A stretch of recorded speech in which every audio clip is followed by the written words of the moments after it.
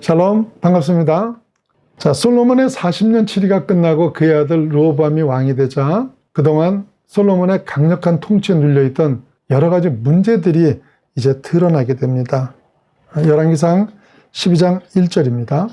르호보암이 세겜으로 갔으니 이는 온 이스라엘이 그를 왕으로 삼고자 하여 세겜에 이르렀음이라. 자, 솔로몬의 아들 르호보암이 세겜으로 갔다고 했는데 이유가 뭐죠? 온 이스라엘이 그를 왕으로 삼기 위해 이렇습니다. 그래서 세겜에 모인 거예요. 여기서 온 이스라엘은 이스라엘 전체를 말하는 것이 아니라 북쪽에 있던 10지파를 말하는 것이죠. 그들이 르호보암을 왕으로 삼기기 위해 세겜에 모였고요. 르호보암은 왕권을 인정받기 위해 나중에 북이스라엘의 수도가 되는 세겜으로 간 것인데요.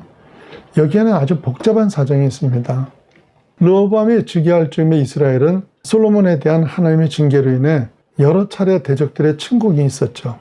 그렇기 때문에 국력이 많이 약해졌고요. 또 건축으로 인해서 과도한 노역과 세금으로 사람들의 불만도 극에 달했던 상황이었습니다. 그런데 이 불만이 5정과 8정 사이에 솔로몬이 왕궁과 성전을 지을 때는 사실은 없었습니다. 그래서 솔로몬이 성전을 짓고 봉헌식을 할 때입니다. 열왕기상 8장 66절 말씀입니다. 8째 날에 솔로몬이 백성을 돌려보내며 백성이 왕을 위하여 축복하고 자기 장막으로 돌아가는데 여호와께서 그의 종 다윗과 그의 백성 이스라엘에게 베푸신 모든 은혜로 말미암아 기뻐하며 마음에 즐거워하였더라. 하나님이 베푸신 은혜로 모두가 뭐예요? 함께 기뻐했다고 하죠. 그런데 솔로몬이 이방인 아내들을 위하여 궁을 지어주고 그들이 들여온 신들을 위해서 신전을 지어주면서 불만이 크게 달았던 겁니다. 그리고 그 결과 북쪽에 위치한 10지파는 에브라임 지파를 중심으로 뭉쳐서 버티고 있었고 남쪽의 유다 지파와 베냐민 지파만이 르호보암을 따랐던 것입니다. 그러니까 이 시대로 따지면은 왕이 되기는 됐는데 수도권에서만 인정을 받은 거예요. 그리고는 경상도, 충청도, 전라도에서 인정을 못 받고 있는 그런 상황이었던 겁니다. 그래서 르호보암은 북쪽 10지파의 인정을 받고자 급히 세겜으로 갔는데 그래서 문제가 해결됩니까? 그렇지 않습니다. 완전히 망가뜨리죠. 르호보암이 세겜에 갔을 때 그곳에 있던 10지파의 지도자들이 르호보암에게 제안을 하죠. 열왕기상 12장 4절 말씀입니다. 왕의 아버지가 우리의 멍에를 무겁게 하였으나 왕은 이제 왕의 아버지가 우리에게 시킨 고역과 매운 무거운 멍에를 가볍게 하소서. 그리하면 우리가 왕을 섬기겠나이다. 이렇게 선하게 나왔습니다. 이런 제안을 들은 르호보암은 3일간 말미를 달라고 한 뒤에 두 부류의 신하들에게 의견을 묻는데 먼저 올려드립니다. 12장 6절과 7절 말씀이에요. 르호보암 왕이 그의 아버지 솔로몬의 생전에 그 앞에 모셨던 노인들과 위논하여 이르되 너희는 어떻게 충고하여 이 백성에게 대답하게 하겠느냐. 대답하여 이르되 왕이 만일 오늘 이 백성을 섬기는 자가 되어 그들을 섬기고 좋은 말로 대답하여 이르시면은 그들이 영원히 왕의 종이 되리이다 하냐 이랬습니다. 솔로몬의 신하였던 원로들은 역시 지혜자의 신하답게 권위란 섬기는 것에 있다는 조언을 한 거죠. 이 대답이 마음에 안 들었던 거예요. 그래서 르호보암은 자기와 같은 또래의 신하들에게 다시 묻는데 그런데 이들은 지도자의 권위에 대해서 원로들과 전혀 다른 시각으로 대답을 합니다. 자, 12장 10절과 11절 말씀입니다.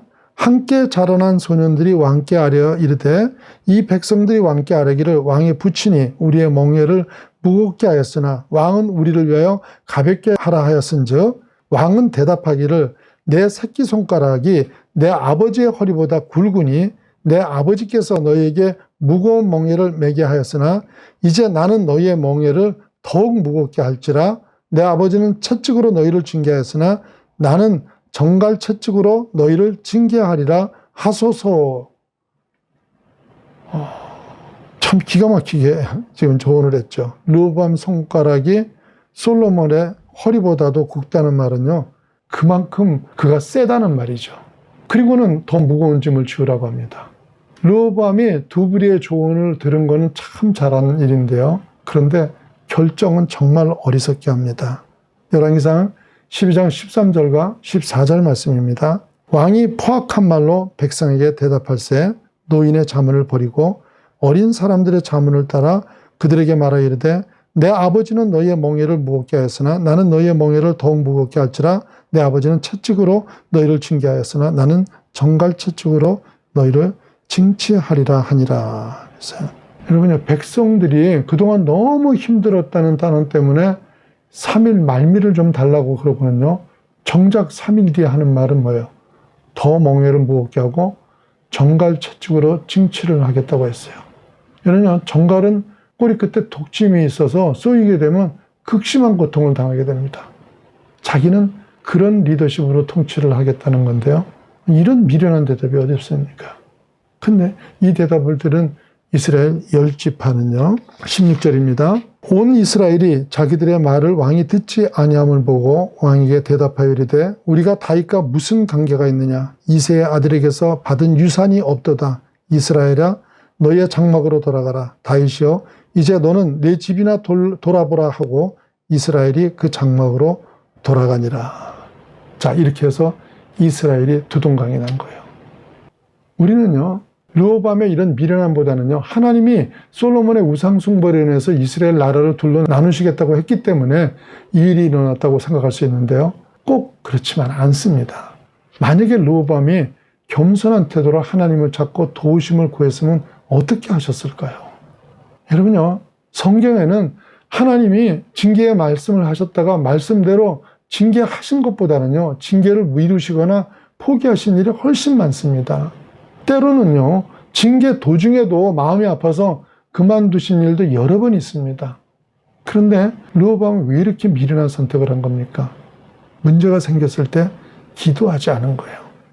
문제 앞에 기도하지 않는 것은요, 단순히 기도를 했느냐 안 했느냐의 문제가 아니라요, 그가 하나님 앞에 사는 사람이냐 아니냐 하는 그 문제이기 때문입니다. 이게 케네디 대통령의 취임식 때요, 프랑스의 드골 대통령이 그의 취임을 축하하면서 한 말이 있습니다. 근데 이 드골 대통령은 독실한 크리스찬이죠. 그가 취임식에 축하하면서요, 당신은 세계에서 가장 큰 권세를 쥐고 있습니다. 당신의 손에 세계의 역사, 운명이 좌우될 수 있습니다. 당신은 노련한 전문가인 수많은 보좌관들을 데리고 있습니다. 만일 문제가 생기면은 그 많은 보좌관들이 전문적인 지식을 바탕으로 당신에게 조언을 할 것이고 당신은 그 말들을 주의 깊게 들으실 겁니다. 그러나 가장 중요한 것은 판단을 내릴 때는 아무도 없는 곳에서 혼자 하나님 앞에 묵상하고 하나님의 음성을 들어야 합니다. 이게 지금 이렇게 인생의 선배고요, 정치의 선배로서 진심 어린 조언을 드골은 이렇게 했습니다. 하지만요, 케네디는 하나님께 기도하고 음성을 듣는 것은 고사하고요, 하나님을 예배하기 위해서 죽음을 무릅쓰고 미국을 세운 조상들의 건국 이념까지 버려가면서 당시 학교에서 당연하게 하던 기도 시간을 없애는 데 서명을 했습니다. 그 결과 케네디가의 저주라는 말이 생길 정도로 가문이 고통을 겪죠. 그리고 미국이 타락하고 망하는 길로 들어서게 된 거예요. 여러분, 겸손하십시오. 말씀대로 못 살 수 있습니다. 그리고 실패할 수 있습니다. 그렇지만 교만해서는 안 됩니다. 겸손과 교만은요, 단지 성품적인 문제나 윤리적인 문제가 아닙니다. 신자의 겸손과 교만은 살고 죽고의 문제인 것을 아셔야 됩니다. 그래서 사랑하는 여러분은요, 이 신자의 겸손과 교만은 살고 죽고의 문제라는 것을 인식하는 가운데 힘으로 자신을 드러내는 세상에 겸손으로 본이 되는 여러분이 되시기를 예수님 이름으로 축원합니다.